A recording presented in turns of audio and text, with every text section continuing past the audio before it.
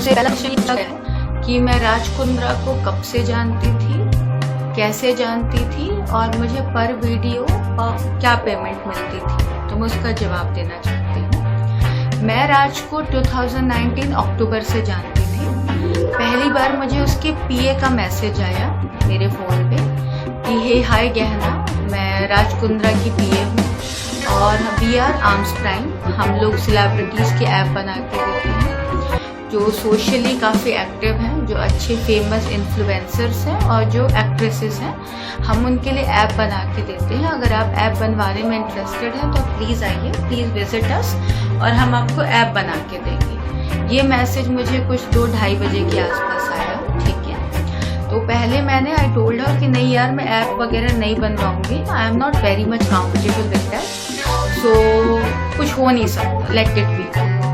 फिर उसके थोड़ी देर के बाद व्हेन आई गॉट अप, उसका मैसेज मुझे फिर से आया, लेट्स डू वन थिंग, एक कॉफ़ी पे मिलते हैं। नहीं समझ में आएगा कोई बात नहीं, एक कॉफ़ी पीनी हो जाएगी। एंड एवरीबडी नोज कि मैं बहुत बड़ी ना कॉफ़ी लवर हूँ, मतलब मैं आधे घंटे से 1 घंटे में 5 से 6 कॉफ़ियाँ पी सकती हूँ, ठीक है, इतनी बड़ी कॉफ़ी लवर हूँ। मैंने कहा चल ठीक है, मिलते हैं। सो 2 दिन के बाद मैं गई राज की ऑफिस, जो कि जस्ट ऑपोजिट इन्फिनिटी मॉल है, वियान इंडस्ट्रीज। मैं वहाँ गई, वहाँ मैं राज से मिली, उसकी पीए से मिली, मैं उसके कैबिन में बैठी थी। राज से नॉर्मल डिस्कशन हुआ कॉफ़ी वॉफ़ी पे, एंड देन मेरा उसकी पीए के साथ डिस्कशन शुरू हुआ कि हम लोग ऐप लॉन्च करेंगे, गहना वशिष्ठ के नाम पे ऐप रहेगा, इंडिविजुअल ऐप होगा, ठीक है। और उस ऐप पे आपको जो भी कंटेंट अपने से रिलेटेड डालना है आप डाल सकती हैं, it's all up to you. तो मैंने कहा यार देखो, मैंने पूनम और शर्लिन के ऐप देखे हुए हैं एंड मैं जानती हूँ कि ये ऐप आर्म्स प्राइम नहीं बना के लिए और ये लोग बहुत बोल्ड कंटेंट डालते हैं, तो मैं कंफर्टेबल नहीं होंगी, इतना बोल्ड मैं नहीं कर सकती। तो she said then I suggest you कि बाकी लोगों की ऐप भी देखो। हम लोगों ने कई सारे लोगों के ऐप लॉन्च किए, अब सबके ऐप देखो एंड देन यू डिसाइड। फिर मेरा राज के साथ ऐसी नॉर्मल कॉन्वर्सेशन हुआ कि यार ये थोड़ा सा ना ऑड काम है, ये नहीं हो पाएगा। तो राज सर फेयर इनफ कहना, take your own time, app देख लो, विजिट कर लो, समझ में आए तो कर रहे हैं हम लोग, नहीं तो कोई बात नहीं, एक बार एक और कॉफ़ी हो जाएगी। मैंने कहा ठीक है। देन मैंने 2 दिन लिए एंड 2 दिन के बाद मैंने राज को बोला यार चल एक और मुलाकात करते हैं। मैं मिली एंड देन नॉर्मली बात हुई and then he was very clear कि आपको वही डालना है जहाँ पे आप कंफर्टेबल हैं, आपको कोई एक्सपोज के लिए कुछ नहीं बोलेगा। और मैंने एक्चुअली बाकी एक्ट्रेसेस के भी ऐप देखे, कोई भी बोल्ड नहीं थी एक्सेप्ट ये 2 लड़कियों।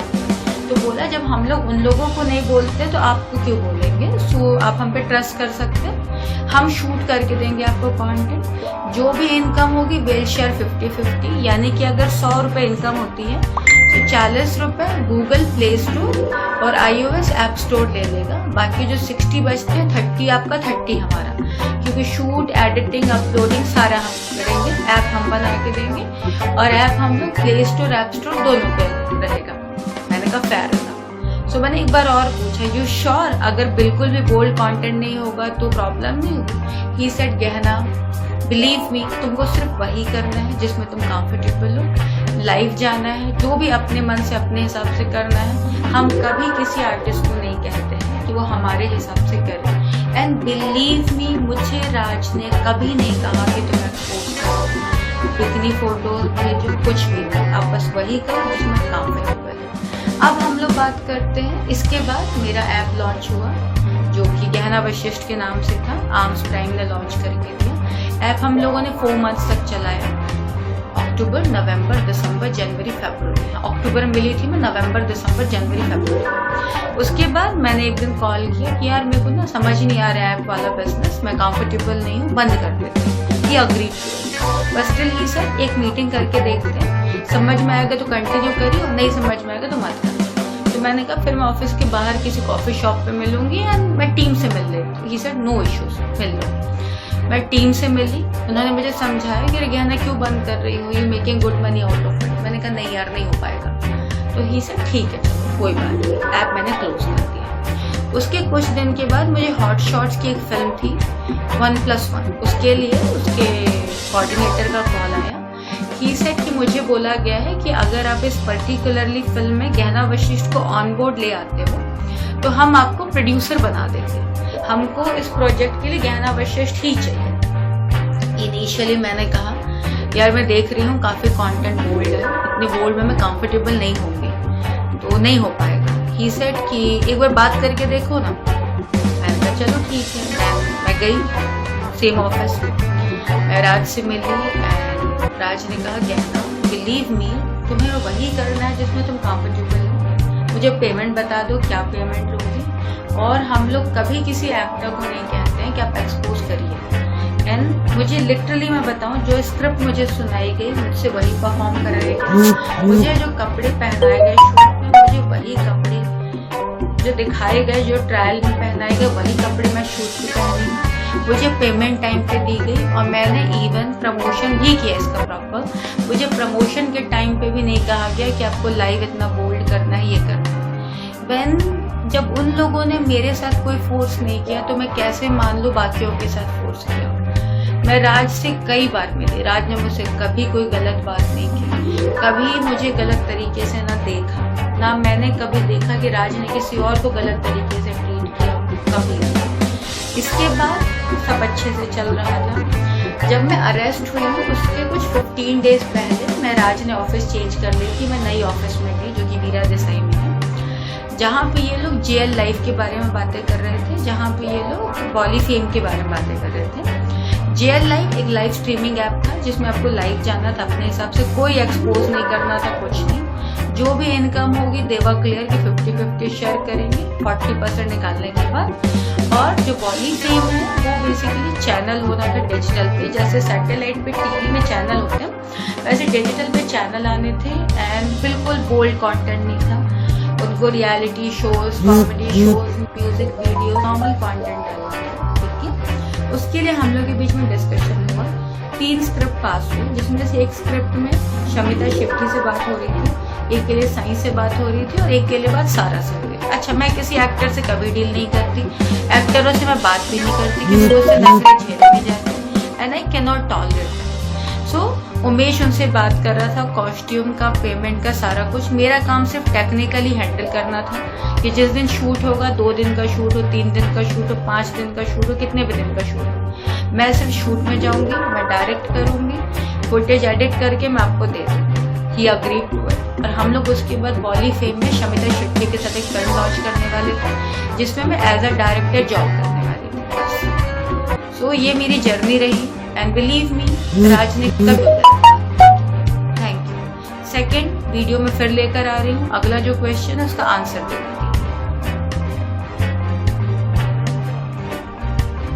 के लिए। मेरे साथ ही हुआ उसके बारे में क्या कहना चाहते हैं। सो मैं आपको बताऊं, ये सारा मैटर शुरू हुआ था फरवरी 2021 में, 4 फरवरी से, जब कुछ लोगों को on location red handed caught किया गया था। और उसके बाद ये न्यूज़ फैला दी गई थी कि मैं भी ऑन शूट ऑन लोकेशन में पाई गई थी। सो मैं आप लोगों को क्लैरिफाई करना चाहूँगी कि जिन लोगों को ऑन शूट ऑन लोकेशन पकड़ा गया था 4 तारीख को, उन्हें 5 तारीख को कोर्ट में खड़ा किया गया था। अगर मैं भी 4 तारीख को शूट में होती तो मुझे भी 5 तारीख को कोर्ट में खड़ा किया जाता, लेकिन मुझे कोर्ट में खड़ा किया गया था ऑन 7 फरवरी 2021। दैट मीन्स मैं शूट पर तो नहीं थी। और यही बात मेरी चार्जशीट भी कहती है। मेरी चार्जशीट में लिखा हुआ है कि 6 फरवरी 2021 को क्राइम ब्रांच बायकुलानर 41, जो कि इंटेरोगेशन की सेक्शन है, मुझे इशू किया, मुझे बुलाया गया, मेरी चेकिंग हुई और मेरे अंदर से लैपटॉप गिरा, मेरे अंदर से 3 फोन गिरे और इन्हें पता नहीं क्या मिला, तो इन्होंने केस बनाया और 7 को मुझे कोर्ट में खड़ा कर दिया गया। लेकिन मैं आपको फैक्ट बताती हूँ, ये दोनों ही बातों की सच्चाई से कोई लेना देना नहीं। सच्चाई ये है, 4 फरवरी को मेरी एक फिल्म है साक्षी, उसका म्यूजिक लॉन्च था राइट टेरेस पे, जो हिमांशु पीआर कर रहा था। And they all were waiting for me कि मैं टाइम से लोकेशन में, मतलब प्लेस पे पहुंच जाऊं जहां सारी मीडिया वगैरह सब लोग थे। मैं घर पे रेडी हो रही थी। 4 बजे कुछ 14 पुलिस वाले क्राइम ब्रांच के मेरा घर नॉक करते हैं। मैंने पूछा, जनरली आप गेट खोलने के पहले पूछते हो, तो मैंने पूछा कि कौन है आप लोग, तो बोले हम लोग क्राइम ब्रांच से हैं। बिलीव मी, ना तो उस वक्त मैंने मेरे मैनेजर को ना मेरे घर वालों को मैंने किसी को फोन किया, क्योंकि मुझे कोई डर नहीं लग रहा था। और मुझे ऐसा लगा मे बी आए होंगे या कुछ कंफ्यूजन है, कुछ भी रीजन होगा। मैंने गेट खोला, उन्होंने अपना आईडी कार्ड दिखाया कि we are from crime branch और हमें अंदर आने दो। मैंने कहा ठीक है, आ जाओ अंदर। सो देन दे सेड कि ये जो नंबर है 7 वाला, ये आपका नंबर है। मैंने कहा हाँ। बोले फोन दे दो। मैंने फोन दे दिया। देन दे सेड कि आपके पास कितने फोन है? मैंने कहा 3 फोन है। बोले तीनों फोन दे दो। मैंने तीनों फोन दे दिए। मेरे से लैपटॉप पूछा। मैंने कहा सर सामने टेबल में रखा है, उठा लीजिए। बोले पासवर्ड। मैंने पासवर्ड दे दिया। उसके बाद इन्होंने मुझसे कहा तुम्हारे पास जो भी CD, hard drive, hard disk, जो भी पेन ड्राइव, जो भी कुछ है सब दे दो। मैंने कहा सर मेरे पास कुछ नहीं है। तो बोले हम आपके घर की तलाशी लेना चाहते हैं बिना वारंट में। और इतना बड़ा कोई सेक्शन नहीं था जिसके लिए बिना वारंट घर में घुस सके। मेरा पूरा घर चेक कर लिया, सारा सामान फेंक दिया जो मिला। बाद में मैं जब आई हूँ तो मैंने चेक किया, मेरे घर पे ज्वेलरी भी मिसिंग है। बट हालांकि मेरे पास का कोई प्रूफ नहीं है कि ज्वेलरी चोरी हुई है, तो आई can not file complain. But हाँ, मेरे घर से 10 से 11 लाख की ज्वेलरी तक गायब है। मेरे पास सारे बिल है। अच्छा, पूरा चेकिंग होता है रात को 12 साढ़े 12 बजे तक। ये लोग मेरे घर पे बैठे हुए होते हैं और इन्हें मेरे घर पे कोई प्रूफ नहीं मिलता, कुछ नहीं मिलता।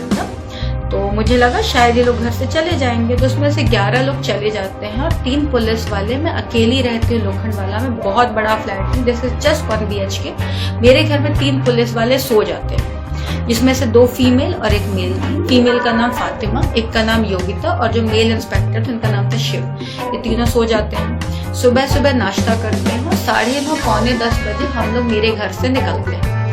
लोकल एक यहाँ से ऑटो करके इन्फिनिटी तक पहुँचते हैं। इन्फिनिटी से वो काली पीली टैक्सी लेते हैं और हम लोग बाइकोला क्राइम ब्रांच पहुँच जाते हैं। वहाँ पहुँचने के बाद ये लोग दिन भर टाइम पास करते हैं। आपने क्या किया, आप कहाँ से आई हैं, आपका बॉयफ्रेंड क्या, आप सारी चीज़ें बताइए, हम लिखेंगे दिन भर। बाद में मुझसे पूछते हैं कि आप राज कुंद्रा को कैसे जानते हैं। तो मैंने पूछा राज कुंद्रा इस मैटर में कहाँ से आ गया। बोले नहीं, आप बस बता दो राज कुंद्रा को कैसे जानते हैं। मैंने कहा ये ऐप बनाया था, ये मैटर है। बोले कि राज कुंद्रा को आप ये बोल दीजिए कि उन्होंने आपको मजबूर करके, परेशान करके आपके साथ काम करवाया। मैंने कहा लेकिन मुझे राज ने ऐसा कुछ नहीं किया, मैं क्यों बोलूं। सो देन दे सेड कि अच्छा ठीक है, फेयर इनफ, आप आज घर जाइए, हम आपको कल फिर इंक्वायरी के लिए बुलाएंगे। मैंने कहा ठीक है, बट मेरा लैपटॉप और फोन वापस कर दीजिए। दे सेड कि नहीं, हम आपको आज नहीं देंगे, विद इन अ डे और 2 आपको मिल जाएगा, नाउ यू गो बैक। मैंने कहा ठीक है यार, चलो। मैं कुछ 6 साढ़े 6 बजे बाइकुला से निकलती हूँ, 8:30 9 बजे मैं घर पहुँचती हूँ, क्योंकि शाम को आते समय काफ़ी ट्रैफिक होता है। सो मैं आती हूँ और आते समय, आने के बाद मैं एक नॉर्मल सा फ़ोन खरीदती हूँ, क्योंकि मेरे पास फ़ोन वगैरह तो सब कुछ ले गए थे और मैं बिना फ़ोन के रह नहीं पाती हूँ। मेरे अंदर एक अलग किस्म की चुल है कि मुझे फ़ोन चाहिए। तो श्री जी के सामने एक छोटी सी दुकान है, वहाँ से मैं फ़ोन खरीदती हूँ सस्ता सा, और ये वही फ़ोन है जिसमें मैं आप लोगों से बात कर रही हूँ। मैं घर आती हूँ, मैं एक लोकल से सिम लेती हूँ। मुझे जिन लोगों के नंबर याद थे मैं उन्हें मैसेज करती हूँ कि ये हुआ, ऐसा हुआ। सो दे से डोंट वरी यार, गहना कुछ नहीं होगा, और तूने कभी कोई काम गलत किया नहीं है तो क्यों होगा। मैंने कहा ठीक है। 6 की मॉर्निंग में मैं फिर क्राइम ब्रांच के ऑफिस जाती हूँ। वो मुझसे कहते हैं गहना जी कुछ मीडिया वाले अंदर आए हुए हैं, आप अभी बाहर घूमो, हम आपको बोलेंगे आपको कब अंदर आना। मैंने कहा ठीक है। मैं दोपहर में जाती हूँ, थोड़ी देर बैठती हूँ, सेम वही वाली बात है, राज कुंद्रा और मेरी। फिर कहता है आप एक काम करो, बाहर से कुछ खा पी के आ जाओ, लंच करके आ जाओ, फिर हम लोग आराम से बैठते हैं। मैंने कहा ठीक है, कोई बात नहीं। मैं जाती हूँ, मैं पराठे वगैरह खाती हूँ, बाइकुला क्राइम ब्रांच ऑफिस के सामने एक छोटी सी दुकान है, वहाँ बैठ के, और मैं वापस आती हूँ। सेम वही क्वेश्चन, कह रहे आपके घर पे हॉट शॉट्स के एग्रीमेंट मिले हैं, आप राज कुंद्रा के बारे में क्या बोलना चाहती हैं। मैंने कहा राज कुंद्रा से मेरा मतलब, मैं क्यों बोलूँ कुछ, मुझे मालूम ही नहीं मैटर क्या है। सो देन ये लोग कहते हैं आप लोगों ने एक्टरों को बहुत कम पैसे दिए हैं, पर डे के कुछ 20-25 हज़ार रुपए दिए और आपने लाखों रुपए कमाए, तो ये क्राइम है। मैंने कहा अजीब सी बातें हैं यार, एक तो पहली बार मैंने कोई लाखों रुपए नहीं कमाए, ठीक है, इतना कोई बजट नहीं होता था, और जितना एक्टर को मिलता है कई बार मुझे उससे भी कम पैसे मिलते हैं, और कई बार ऐसा होता है कि मुझे ऑलमोस्ट सिमिलर पैसे मिलते हैं। बस स्टिल मैं कहना चाहूँगी कि सर अगर आप 50,000 रुपये सैलरी कमाते हैं और अगर आप अपने घर के मेड को या किसी स्टाफ को 5,000 रुपये देते हैं, 10,000 रुपये देते हैं, तो क्राइम नहीं है। हर इंसान के ना काम की क्राइटेरिया होती है, उसके आर्टिस्ट के एक्सपीरियंस पे डिपेंड करता है, आप उसे क्राइम नहीं बोल सकते। बोलते तुम छोड़ो, तुम बताओ तुम क्या स्टेटमेंट दोगी। मैंने कहा सर यही है जो है, FIR साइन करते हैं, रात को मुझे आज़ाद मैदान में किला कोर्ट पे रात को भेज देते हैं। 7th को मुझे कोर्ट में खड़ा कर देते हैं। वहाँ सारी मीडिया मुझे घेर लेते हैं, मुझसे कुछ नहीं पूछा जाता, मुझे कुछ नहीं बोला जाता और चलने लगता है ये PCJC का मैटर। अभी आप मुझे बताइए, अगर मैं गलत होती तो जब 4th को मेरे घर आए थे और 7th को जब मुझे कोर्ट में खड़ा किए, मैंने एंटीसिपेटरी बेल के लिए क्यों अप्लाई नहीं किया? इट्स नॉट दैट कि एंटीसिपेटरी एक्सेप्ट हुई या रिजेक्ट हुई, मैंने अप्लाई तक नहीं किया। अगर मैं गलत होगी 0.0001% भी, I would have applied for anticipatory bail, but I never did, क्योंकि मुझे यकीन था कि मैं गलत नहीं हूँ। देन उसके बाद कोर्ट में खड़ा हुआ हर आदमी PC और JC की जंग लड़ रहा होता है कि एक बार उसकी बेल हो कि JC होगी तो उसकी बेल हो जाएगी, वो घर चला जाएगा। बट स्टिल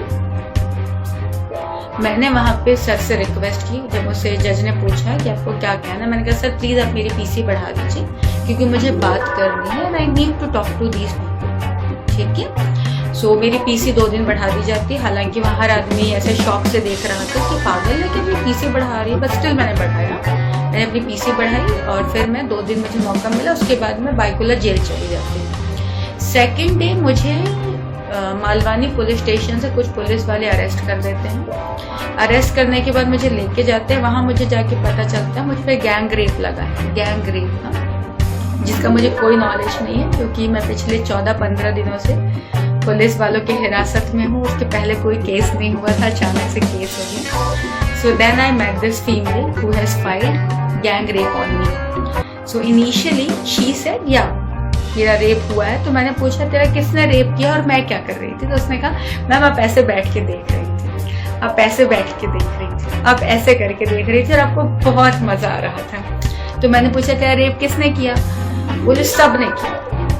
एक्चुअली उसे ऐसा लगा था कि सारा फुटेज डिलीट हो चुका है, उसको ऐसा लगा था कि फुटेज के नाम पे कोई प्रूफ नहीं। इमीडिएटली आई सेड कि babes I have entire footage, जो भी शूट हुआ था, जो भी गाने शूट हुए, I have got everything with me, मैं दिखा दूंगी। पेमेंट ट्रांजैक्शन, मुझे बताइए रेप करा के कौन सी लड़की पैसे लेती है? Payment transaction, NOC video, rape होने के बाद कौन सी लड़की NOC वीडियो देती है? रेप होने के बाद कौन सी लड़की प्रमोशनल वीडियो देती है? और रेप होने के बाद जो वो डेट कह रही है, जो कि कभी नहीं हुआ रेप, जो वो डेट कह रही है जिस दिन उसका रेप हुआ है, उसके बाद अगले 10 दिनों तक हर रोज मुझे मैसेज करी कि ma'am it was lovely working with you, ma'am आपके साथ काम करके बहुत मजा आया, मैम आप बहुत प्रोफेशनल हैं, please give me some more job, मुझे पैसों की जरूरत है, मुझे आपके साथ काम करके बहुत अच्छा लगा। किसी लड़की का रेप होगा तो वो ऐसे ऐसे मैसेज करेगी। फिर मेरे शूट से जब वो निकली है तो शी वाज डांसिंग, क्योंकि लास्ट वाला सॉन्ग जो था पार्टी नंबर था। किसी का रेप होने के बाद वो डांस करेगी। फिर जिस डेट का वो रेप कह रही है उस दिन से लेकर जब मैं अरेस्ट हुई उसकी बात का मुझे नहीं पता, उसके हर रोज के टिकटॉक वीडियोस है जहाँ वो डांस कर रही है। यार अगर किसी लड़की को ना उसका पति, उसका बॉयफ्रेंड, मैं बाहर की बात ही नहीं कर रही, वो भी जबरदस्ती कुछ कर दे ना तो खड़े होने की हिम्मत नहीं रह जाती है। यहाँ गैंग रेप जैसे एलिगेशन, बेसिकली इन लोगों को मुझे फंसाना था। स्ट्रेट रेप मुझ पे नहीं डाल सकते क्योंकि a woman can not rape a woman. So they were very clear कि इसके अगेंस्ट कुछ तो बनाना है, क्योंकि मेरे पास ना ब्लैक के पैसे मिले, ना कोई चीटिंग मिली, ना कुछ मिला। तो इन्होंने गैंग रेप लगा दिया कि मेरे सामने एक लड़की का रेप हुआ है। ये मुझे एक बात बताओ, ऐसा कभी होता है? You must have heard about me too, casting couch, behind the door, many things, but shooting set पे जहाँ 3-3 कैमरे होते हैं वहां पे किसी का रेप होता है क्या? और रेप के कोई पैसे लेते हैं? NOC video, promotional video, messages, TikTok में डांस, ऐसा होता है क्या? तो इसे कॉन्स्पिरेसी नहीं कहेंगे तो क्या कहेंगे? मैं अगले वीडियो में आपको फिर से ज्वाइन